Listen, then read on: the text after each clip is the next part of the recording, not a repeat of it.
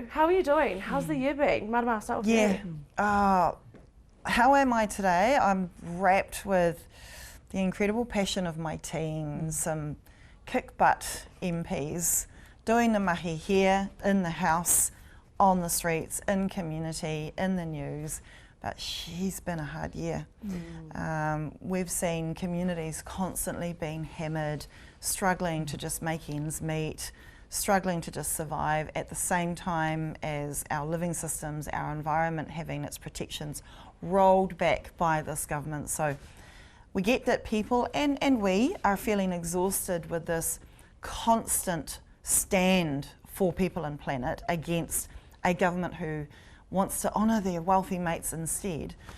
But I have to say, in all of that, proud of our communities, proud of my team, who just every single day, hearts on the line for the bigger kaupapa that isn't down to any individuals, but is about the collective of all of us taking responsibility and trying to offer our people the solutions so they've got something to be inspired by.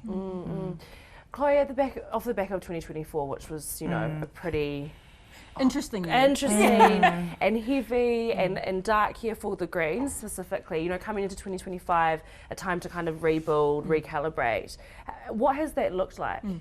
Well, obviously it was amazing to get Marama back at Waitangi, and what a moment for us to reset as a team. And I think this kind of goes to the heart of what Ma was talking about before, which is we have to realise that part of this government's strategy of these relentless assaults on everything that everybody cares about, but also the pace with which they're doing it, and after everybody has been mobilised at record numbers to engage in select committee processes and petitions and rallying, and all of that energy then being met by a government who intentionally ignores and patronises and speaks down to, that tells us that their strategy is to try and destroy people's hope and is to try and to disempower people.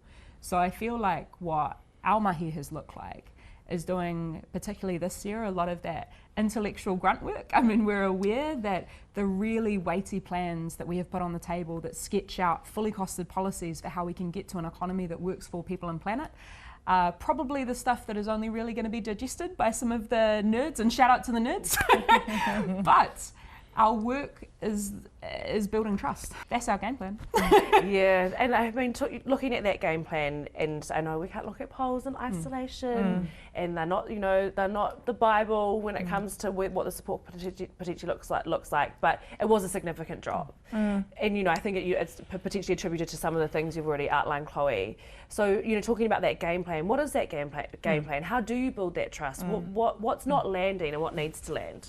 Well, we know that polls move around, and we will continue to say the same thing whether the poll goes up or down, mainly as reminding people that they have the power to be the polls rather than to sit back and just accept whatever narratives. Our job and our challenge is to remind people they have the power, to ensure that we have an Aotearoa that puts people first, the well-being of communities and our rivers, lakes and our living systems, our biodiversity, over corporate greed. Te Pāti Māori, I know the lines that you run when we ask about Te Pāti Māori, but it's hard to ignore. And there's you know, analysis and commentary out there that if, you know, Te Pāti Māori don't, want for a better term, get their shit together, then you know, Greens will pick up a lot of that Māori vote, or a lot of that support base potentially. So is that something that you're gunning for? You know, and what do the seats look like, and what does the kind of Māori Mātāwaka strategy look for you guys? Yeah, look, I want to acknowledge the mamae that our people are feeling. We can't ignore that, that our people are feeling about what is happening to Te Pāti Māori right now, and I want to validate that. I've heard it on the ground in communities. And also, no one owns any vote, any seat, any electorate. We've stood on that. Chloe's always harping on about that as an electorate seat holder, you know. So we're really clear about that. An election is for parties to put up their ideas, to put up their solutions, and allow the people to choose. So what Māori seats are you sitting in? We're excited about what we will be able to announce once the party has made those choices. What I can talk about is I am excited. We have had incredible, I guess, increase or surge of Māori members coming to the Greens and helping us to hold true to being a tiriti party. And I'm excited about that. I'm excited about them helping us to shape and holding us to account on upholding Te Tiriti as our founding document in our party. Greens have always kind of, been the white hippie party, you're right? You know what I mean? Yep, Like, sorry, yep. is that offensive? We're- Oh no, we're I proud. think that's Yeah, that has been the stereotype, and it's worthwhile to address that. Yeah, And we're also proud of our activists, Our white hippies. white hippies and our beginnings. Hippies. Yeah, and our beginnings. And Solidarity. as a brown hippie, I stand in solidarity with those roots, though, were about understanding power. We don't control the stereotypes that are out there about us. We don't control the headlines or the sound bites that are taken from us.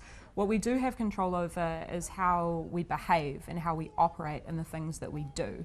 And as Ma's just been talking about, Te Tiriti has been part of our constitution for a real long time now. And that is manifest in understanding that upholding Te Tiriti means looking after people and planet.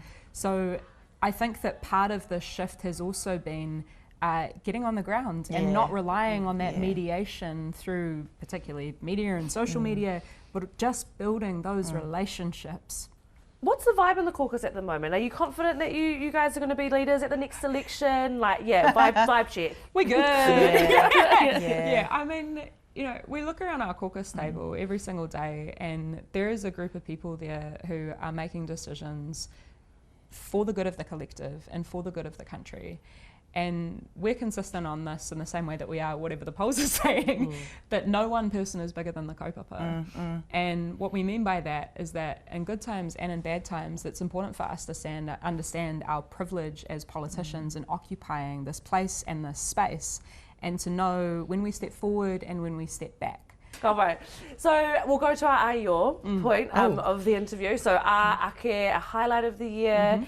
Iho, something, a little bit of a low light potentially, and ohorere, something that surprised you, took you aghast maybe.